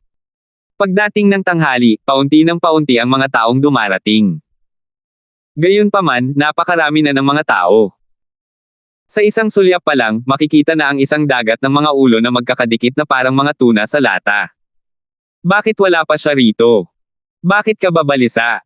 Sabi ni Alvin ay darating ka, pero hindi niya sinabi ang oras. Tanghali pa lang ngayon. Maghintay ka na lang ng may pagtitiis. Tama. Huwag mong sabihing natatakot kang baka hindi siya sumipot. Huwag mong kalimutan, siya ang naghain ng hamon. Nabalitaan kong si Alvin ay kasing lakas ng isang Nine Tribulation Bodiless Celestial. Kahit na hindi niya lubusang matatalo ang Nine Tribulation Bodiless Celestial ng Devil Clan, masasabi rin ito para sa kanyang kalaban. Sang-ayon ako. Ang Nine Tribulation Bodiless Celestial ng Devil Clans ay, sa pinakamataas na antas, kapantay ni Alvin. Nag-usap-usap ang mga tao. Hindi nakakagulat, ang kanilang usapan ay umikot sa bida ngayon, si Alvin. Ang insidente sa angkan ng mga dragon ay kumalat na sa Upper Province. Kaya naman, alam ng karamihan sa kanila na si Alvin ay kasing lakas ng isang Nine Tribulation Bodiless Celestial. May napangisi. Paano kung ang lakas ni Alvin ay maihahambing lamang sa isang Nine Tribulation Bodiless Celestial? Huwag mong kalimutan ang asawa niya. Kaya niyang patayin ng madali ang isang Nine Tribulation Bodiless Celestial. Maraming tao sa paligid niya ang nakarinig sa kanyang mga sinabi. Tama. Kayang-kaya ng asawa ni Alvin na madaling patayin ang Nine Tribulation Bodiless Celestials. Kung mamagitin siya, walang duda na mamamatay ang Nine Tribulation Bodiless Celestial ng Devil Clan. Mas nag-aalala ako na ang patriarka ng Devil Clan ay hindi makakadalo. Tutal, sigurado akong alam niya ang lakas ng asawa ni Alvin. Kung hindi lilito ang Nine Tribulation Bodiless Celestials mula sa Devil Clans, hindi lamang ito magiging kahihiyan sa Devil Clans, kundi ang kanyang pagkawala ay magdudulot din ng kapahamakan sa Devil Clans. Tutal, sinabi ni Alvin na kung ang pinakamalakas na tao mula sa Devil Clans ay hindi sumipot, papatayin niya ang lahat ng nasa Devil Clans. Wow! Ang dominanti talaga ng mga salita niya. Habang pinag-uusapan ito ng mga tao, hindi nila maiwasang makaramdam ng pagmamalaki. Tutal, tao rin naman si Alvin, isa rin siya sa kanila. Bukod pa rito, siya lang ang tanging pag-asa nila para iligtas ang mga tao at itaboy ang mga devil clans pabalik sa Land of Exile o patayin sila. Gayunpaman, hindi ko talaga inaasahan na si Alvin na nagsimulang sumikat sa fire worship sect ay makakarating sa ganitong antas. Oo. Isa lamang siyang binata mula sa lower province. Nakakagulat na ang mga nagawa niya noon. Parang minamaliit natin siyang lahat. Sino ang mag-aakala na ang isang binata mula sa lower province na wala pang 100 taong gulang ay may kakayahang gumawa ng ganitong kahangahangang mga gawa? Kahit ano pa man iyon, mapalad tayong mga tao na nasa panig natin siya. Oo nga. Tiyak na mapapabilang siya sa kasaysayan kung mapabalik niya ang mga devil clan sa Land of Exile. Magiging isang maalamat siyang figure tulad ni Sword Saint Berting. Hindi. Kung mapalayas niya ang mga devil clans, sa tingin ko ay mas magiging maalamat pa siya kaysa kay Sword Saint Berting. Tutal, malaki ang maitutulong niya sa sangkatauhan. Oo. Kung pag-uusapan ang kontribusyon sa sangkatauhan, tiyak na hindi maihahambing si Senior Berting kay Alvin. Sa sandaling ito, maraming tao ang nag-iisip na ng eksena kung saan hinabol ni na Alvin at ng kanyang asawa ang mga devil clans pabalik sa Land of Exile. Taliwas sa mga tao, tila isang ulap ng kadiliman at katahimikan ang bumabalot sa mga Diablo. Lahat ng mga Diablo ay may malungkot na ekspresyon sa kanilang mga mukha. Isang Ox Devil ang nagtanong sa mga Diablo sa kanyang paligid, sa tingin ninyo ba ay darating ang ating 9 Tribulation Bodiless Celestial? Hindi ko masabi ng sigurado. Kung ako sa kanya, tiyak na hindi ako sasama. Tutal, maaaring magtabla ang laban nila ni Alvin, pero walang duda na madali siyang mapapatay ng asawa ni Alvin. Natural lang kung hindi siya sumipot. Tutal, parang suicide mission ang pagpunta rito. Gayunpaman, umaasa talaga akong darating siya. Kung hindi, malamang na tayo ang mananagot sa galit ni Alvin. Ako rin. Napagpasyahan kong manatili sa Saint Province Realm sa halip na bumalik sa Exiled Land dahil umaasa akong lilito ang 9 Tribulation Bodiless Celestial mula sa ating Devil Clans. Bukod doon, kung hindi lilito ang 9 Tribulation Bodiless Celestial, sa palagay ko ay hindi tayo iiwan ni Alvin ng mapayapa kahit na bumalik tayo sa Exiled Realm. Oo. Sa lakas ni na Alvin at ng kanyang asawa, hindi tayo mabubuhay kung balak nila tayong patayin.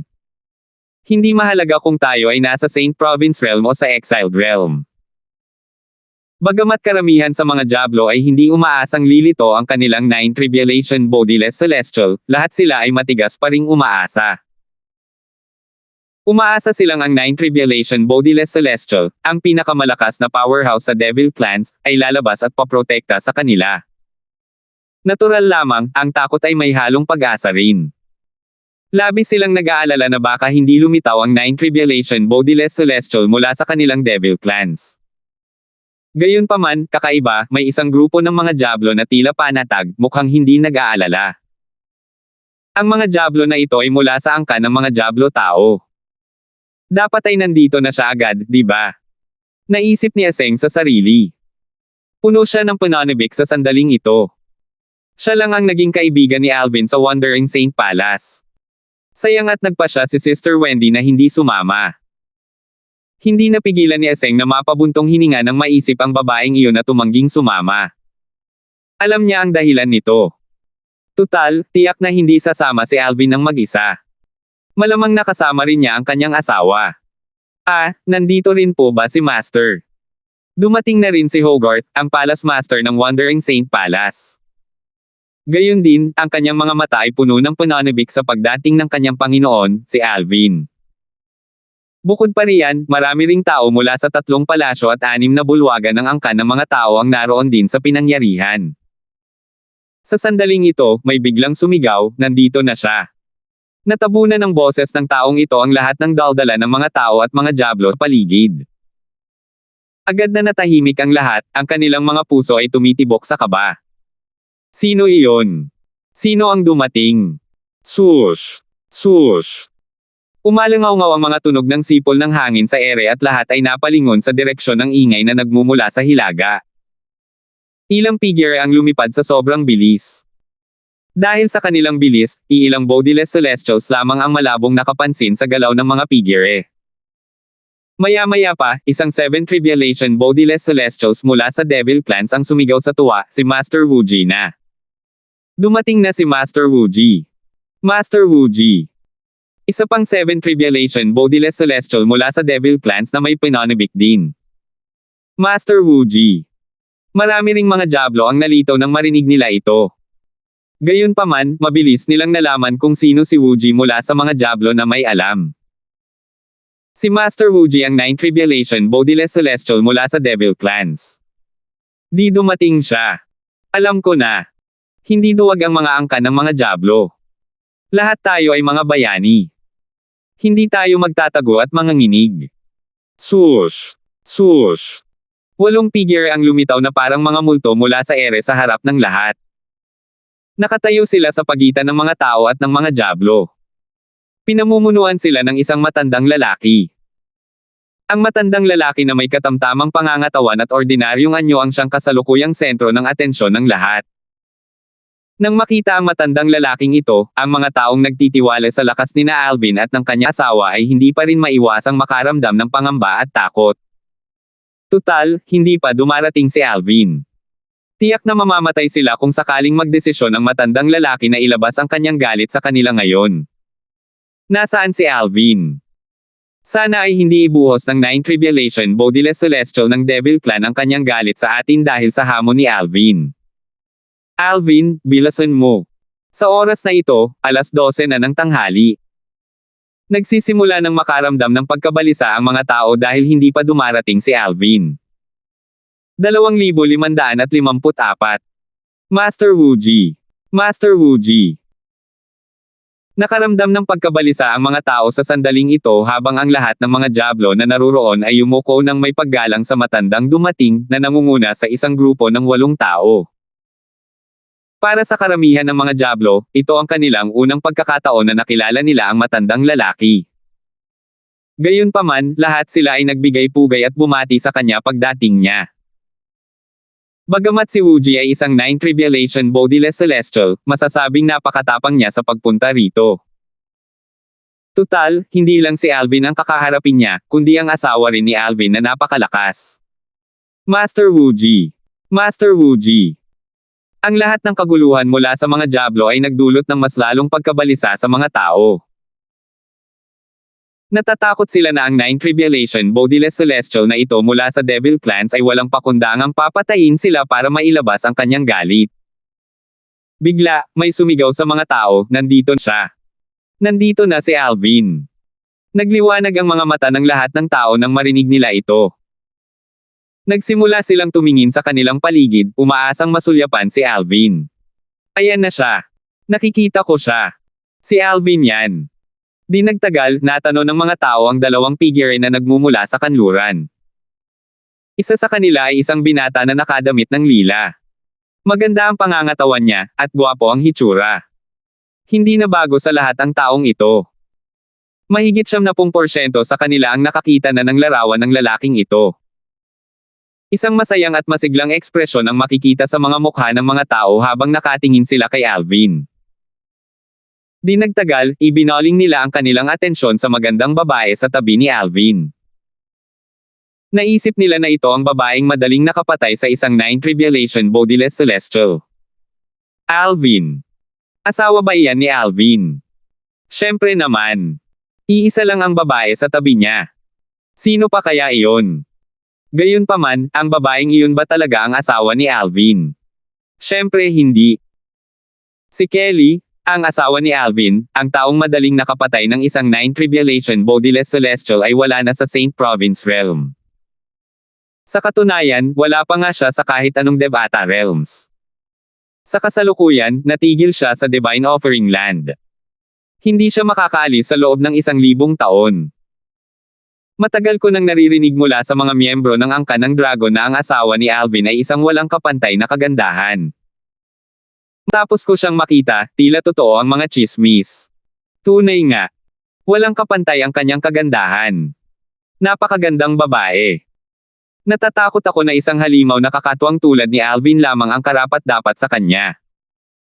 Aba, nasa Upper Province lang yan ng Dao Marshall Saints Land. Nag-usap-usap ang mga tao habang nakatitig sa babaeng katabi ni Alvin. Maliwanag na napagkamalan nila siyang si Kelly, ang asawa ni Alvin. Bagamat napakaganda ng babaeng katabi niya, hindi siya ang asawa nito. Siya si Karina na sumunod sa kanya rito mula sa Yanhuang Realm. Swoosh! Sina Alvin at Karina na magkatabing naglalakbay ay dumating malapit sa mga tao at mga diablo sa isang kisap-mata lamang. Siya ba ang Devil Clans, 9 Tribulation Bodiless Celestial? Napadako ang tingin ni Alvin sa taong nangunguna sa isang grupo ng 8 tao. Hindi mahirap para sa kanya na hulaan ang pagkakakilanlan ng kalaban. Bukod dito, ang mga talakayan sa kanyang paligid ay nagpapakita rin ng pagkakakilanlan ng matanda. Mabilis na kumilos sina Alvin at Karina upang tumayo sa pagitan ng mga tao at ng mga diablo. Ikaw si Alvin. Ang pinakamalakas na diablo sa Devil Clans, ang tanging 9 Tribulation Bodiless Celestial sa clan, ay nakatingin kay Alvin mula pa noong dumating si Alvin hanggang ngayon. Oo, walang pakialam na sagot ni Alvin kasabay ng pagtango. Hinamon mo ako 1 buwan na ang nakalipas. Pero, hanggang ngayon, hindi ko pa rin alam kung ikaw o ang aawayin ko sa asawa mo. Walang lingon-lingon na sabi ng matanda habang sumusulyap kay Karina na nakatayo sa tabi ni Alvin. Hindi siya naglakas loob na tumitig dito ng matagal dahil sa takot na magalit sina Alvin at ang asawa nito. Tutal, alam naman niyang wala siyang laban sa asawa ni Alvin. Bago lumapit, nakipag-usap muna si Wooji sa 7 Tribulation Bodiless Celestials mula sa Devil Clans na nakatayo sa likuran niya.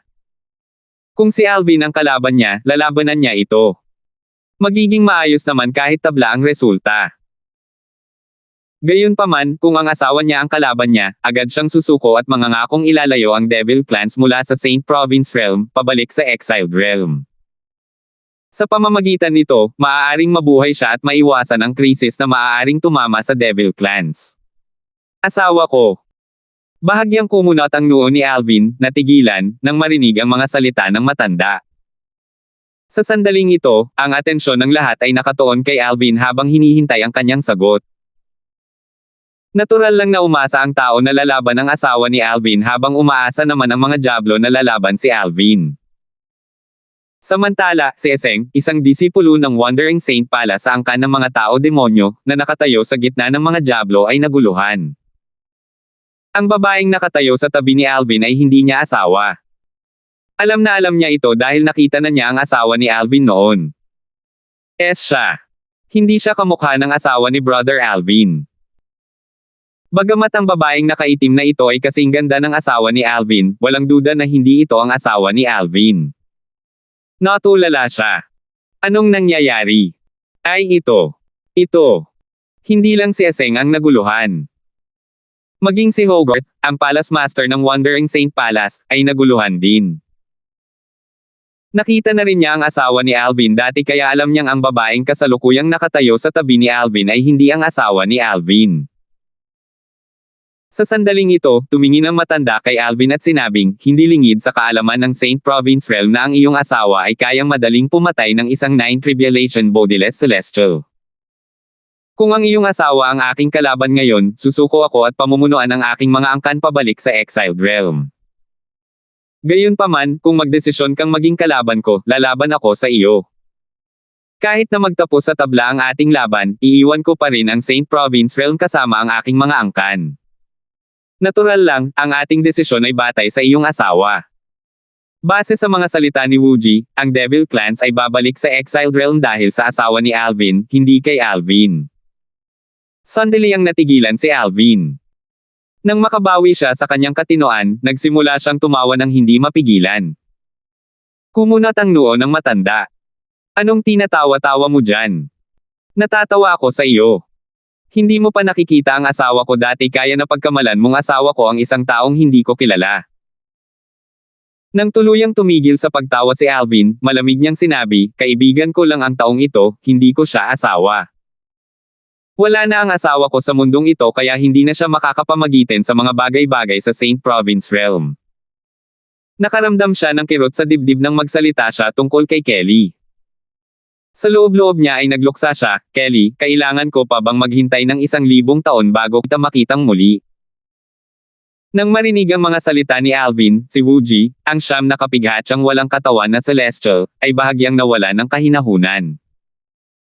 Mabilis niyang iniunat ang kanyang banal na kamalayan at sinuri ang babaeng nakatayo sa tabi ni Alvin. Tunay nga. Isa lamang siyang eminent celestial. Ano? Hindi mo ba siya asawa? Tunay nga, hindi mo siya asawa, sa wakas ay nasabi ni Wuji matapos itong kumpirmahin gamit ang kanyang banal na kamalayan.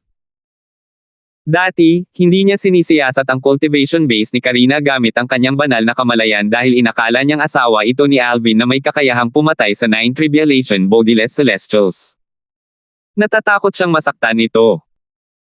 Gayunpaman, nang marinig niya ang mga salita ni Alvin, mabilis niyang ginamit ang kanyang banal na kamalayan upang patunayan ang mga salita ni Alvin.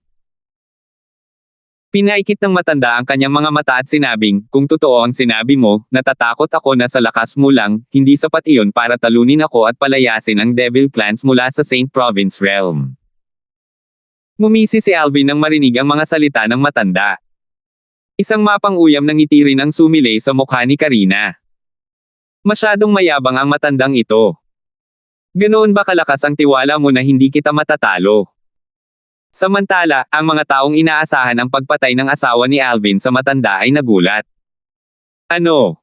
Hindi ba asawa ni Alvin ang babaeng nakaitim? Paano nangyari yon? Kung hindi niya ito asawa, sino siya? Kung hindi niya asawa, bakit niya siya dinala rito? 2,555. Sabi ni Alvin wala na ang asawa niya sa mundong ito at hindi na siya makakapakikialam sa mga gawain ng Saint Province Realm. Maraming tao ang namutla nang maalala nila ang mga sinabi ni Alvin. Nagbibiro lang siya, di ba? Tama ka. Nagbibiro lang siguro siya.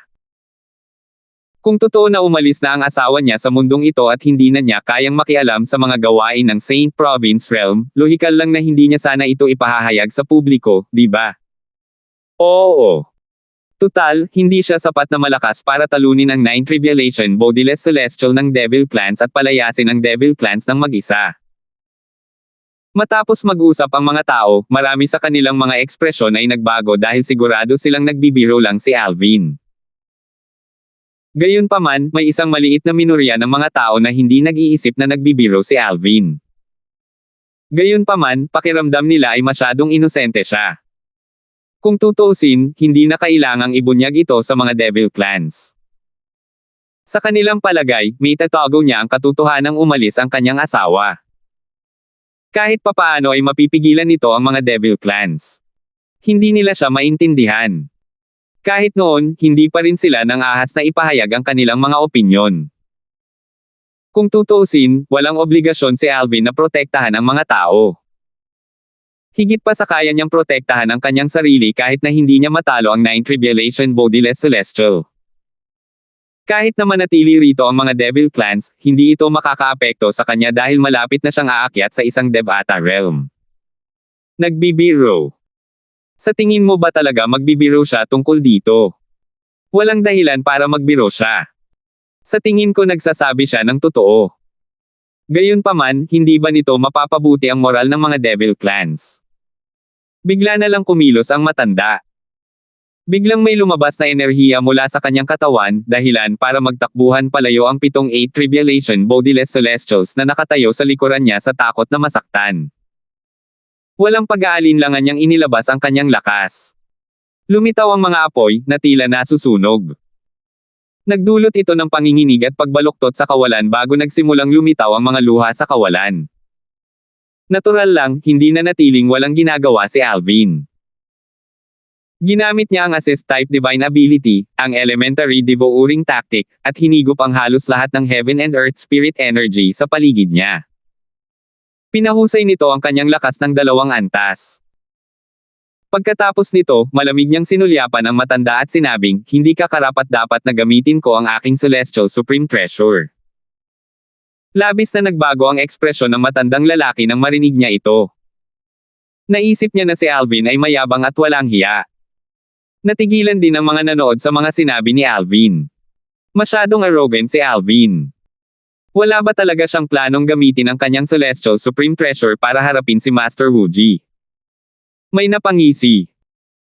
Kung hindi niya gagamitin ang kanyang celestial weapon, tiyak na hindi siya makakalaban ni Master Wuji. Alam ng lahat na tabla lang ang naging laban niya sa Patriarch ng Dragon Clan dahil sa kanyang Celestial Supreme Treasure. Gayunpaman, isusuko na niya ang Celestial Supreme Treasure ngayon. Masyado siyang mayabang. Nag-usap-usap ang mga Diablo. Inisip nilang lahat na si Alvin ay labis na mayabang. Sa katunayan, hindi lamang ang mga Diablo ang nakaramdam nito, maging ang ilang mga tao ay nakaramdam din ng ganito. Hindi niya gagamitin ang kanyang Celestial Supreme Treasure. Nababaliw na ba siya? Alam ng lahat na kapantay lang niya ang patriarka ng angkan ng dragon dahil sa kanyang Celestial Supreme Treasures. Kung hindi lang dahil sa kanyang Celestial Supreme Treasure, matatalo at mapapatay na sana siya ng patriarka ng angkan ng dragon. Pabaya siya. Paano kung bumuti ang lakas niya? Hindi pa gaanong katagal ang lumipas mula noon, gaano kalaki ang kaya niyang lumago. Sa loob ng maikling panahon, imposibleng lumago ito ng husto kung saan kaya niyang talunin o patayin ang isang 9 Tribulation Bodiless Celestial nang walang Celestial Supreme Treasure.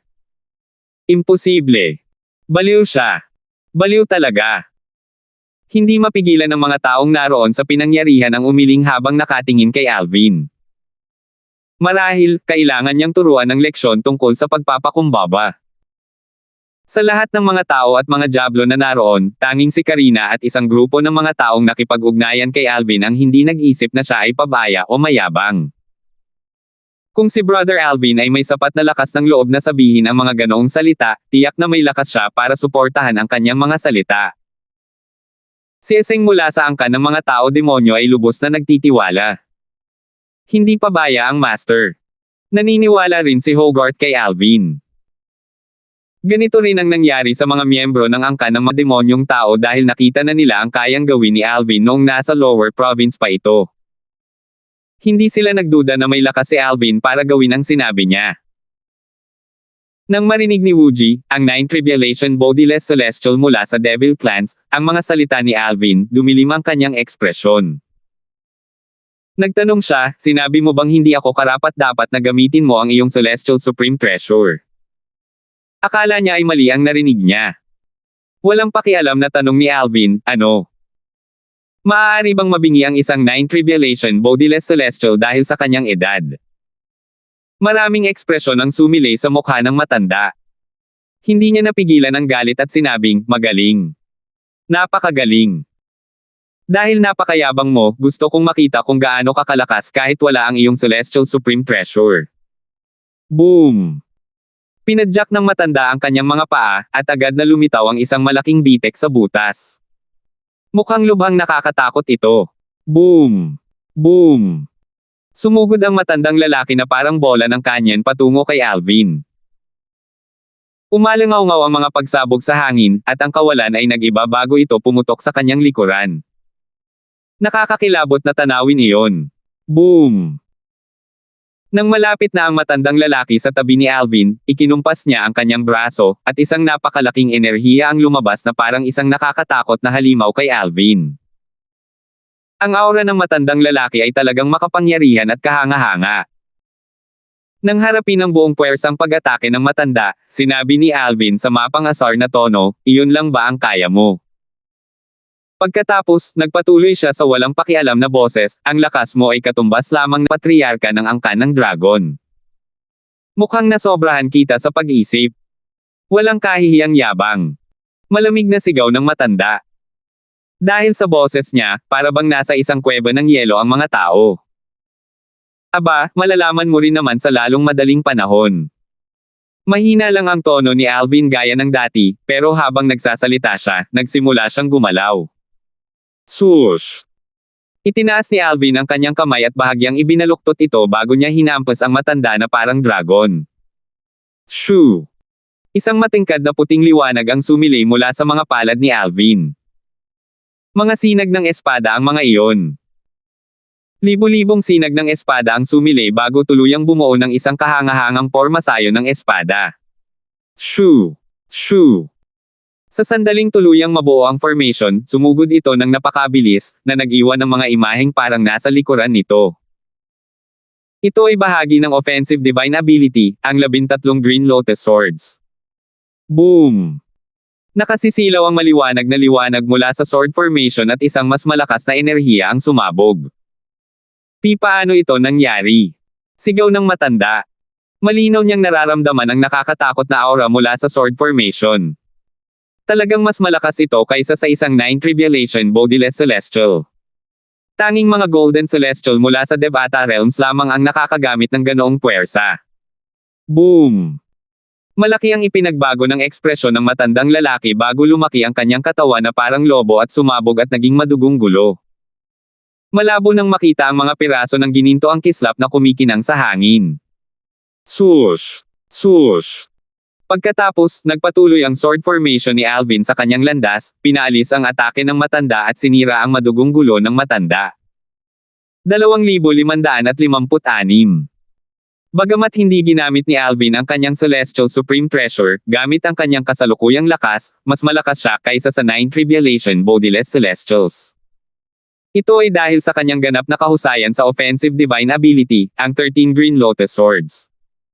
Ang divine ability na ito ay nakahihigit kahit sa mga divine ability mula sa Devata Realms.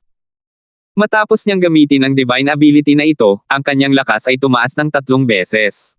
Swoosh! Swoosh! Ang sword battle formation ni Alvin na may buong lakas lamang ay maihahambing sa buong lakas na atake ng isang mahinang Golden Celestial mula sa Devata Realms. Gayunpaman, kahit ang pinakamahinang Golden Celestial ay napakalakas kumpara sa mga tao sa mga mundane realms. Kahit ang 9 Tribulation Bodiless Celestials ay hindi kayang tapatan sila. Ang lakas ng isang 9 Tribulation Bodiless Celestial ay maihahambing lamang sa isang Heavenly Celestial sa Devata Realms. Dapat malaman ng isa na sa hierarkiya sa Devata Realms, ang mga Golden Celestial ay mas mataas ang rango kaysa sa mga Heavenly Celestial. Natural lamang na kahit ang pinakamalakas na Heavenly Celestial ay hindi kayang tapatan ang pinakamahinang Golden Celestial. Bukod kay Alvin at sa kanyang kalaban, ang 9 Tribulation Bodiless Celestials mula sa Devil Clans, tanging ang 7 Tribulation Bodiless Celestials mula sa Devil Clans ang malabong nakakita sa sword battle formation ni Alvin. Para naman sa iba, naramdaman lamang nila ang ihip ng hangin at nanig ang tunog ng pagsipol ng hangin sa ere. Paano ito posible? Siya. Hindi man lang siya gumagamit ng Celestial Supreme Treasure, pero ang lakas na niya. Kadalian niyang natalo ang buong puwersang atake ni Master Wuji. Napilitan pa niya si Master Wuji na gamitin ang Heaven Demon Blood Escape Tactic. Sus Mariosep. Tao ba talaga siya? Hindi ba't sinabi ng mga tao na ang lakas niya ay maihahambing lamang sa Patriarch ng Dragon Clan kahit na matapos niyang gamitin ang kanyang Celestial Supreme Treasure? Anong kalokohan? Malinaw na kaya niyang pumatay ng isang 9 Tribulation Bodiless Celestial nang walang tulong ng isang Celestial Supreme Treasure. Posible kayang itinatago niya ang lakas niya. Nabigla ang 7 Tribulation Bodiless Celestials mula sa Devil Clan sa malabo nilang nakitang kapangyarihan ni Alvin. Kung hindi nila ito nasaksihan ng sarili nilang mga mata, hindi sila maniniwala na taglay ni Alvin ang ganitong antas ng lakas. Sa lakas niya ngayon, kahit hindi siya kasing lakas ng asawa niya, siguradong malapit na siya, di ba? Saan nanggaling sina Alvin at ang kanyang asawa? Paano nangyari na ang mga taong ito mula sa Lower Province ay naging napakalakas kahit wala pa silang 100 taong gulang? Kahit gaano kahirap para sa 7 Tribulation Bodiless Celestials mula sa Devil Clans na paniwalaan ito, ang katotohanan ay nalantad sa kanilang mga mata. Hindi na nila magawang tumingin sa ibang direksyon at magkunwaring walang nangyari. Sa sandaling ito, sinabi ni Alvin, binabawi ko na ang mga sinabi ko kanina. Mas malakas ka ng kaunti kaysa sa patriarka ng angkan ng dragon.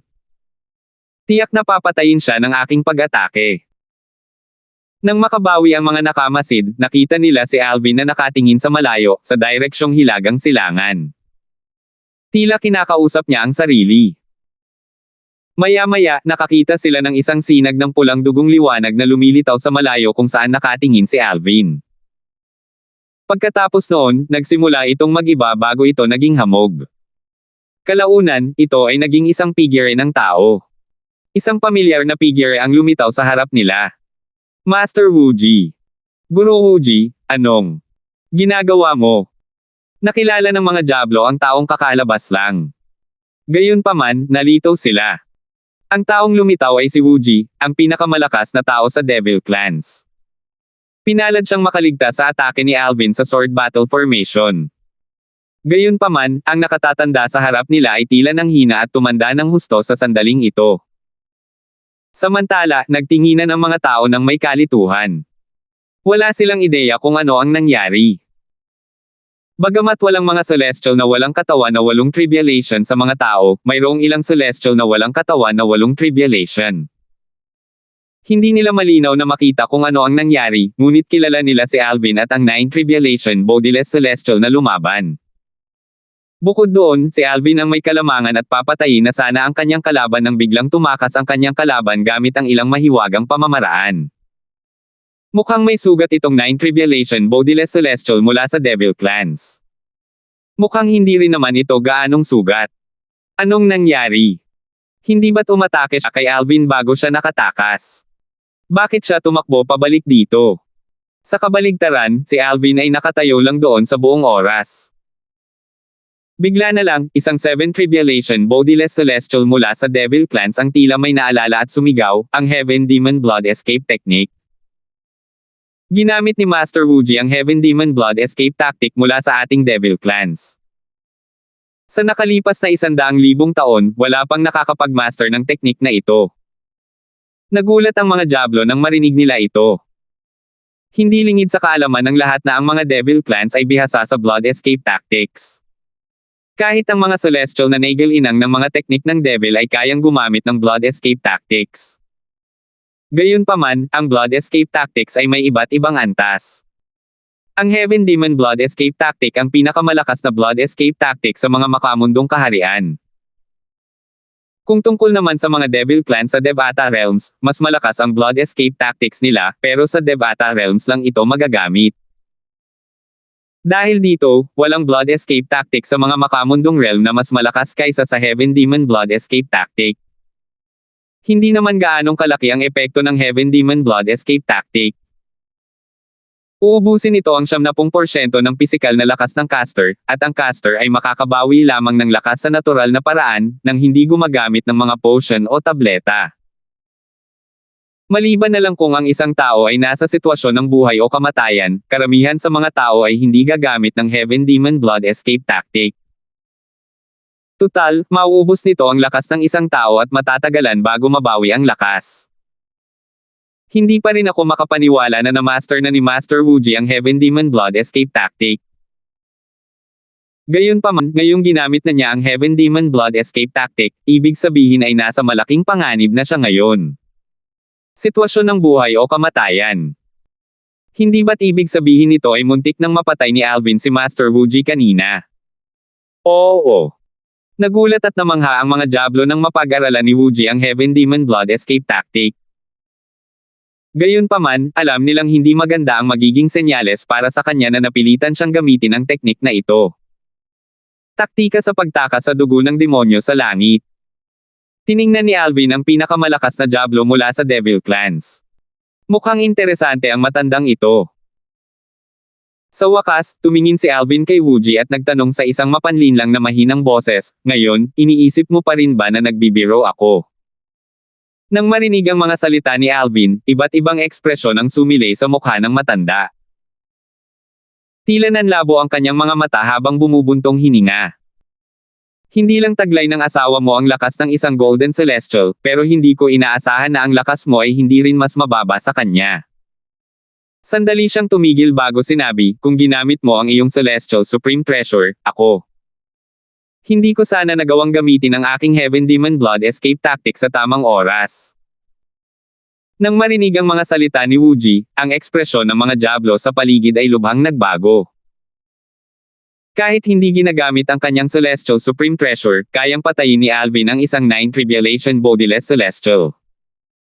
Gaano kaya siya kalakas kung ginamit niya ang kanyang Celestial Supreme Treasure?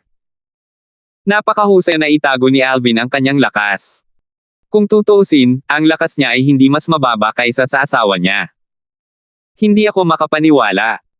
Paano naging ganito kalakas si Alvin?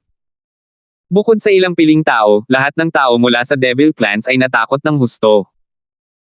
Umaasa lamang sila na ililigtas ni Alvin ang kanilang buhay sa sandaling ito. Malinaw na natalo na ang Devil Clans. Wala nang paraan para baligtarin nila ang sitwasyon. Sa kabaligtaran, ang mga taong naroon sa pinangyarihan ay tuwang-tuwa. Sus Mariosep. Napakalakas talaga ni Alvin. Base sa mga salita ng Nine Tribulation Bodiless Celestial mula sa Devil Clans, si Alvin ay hindi mas mahina kaysa sa kanyang asawa. Oo.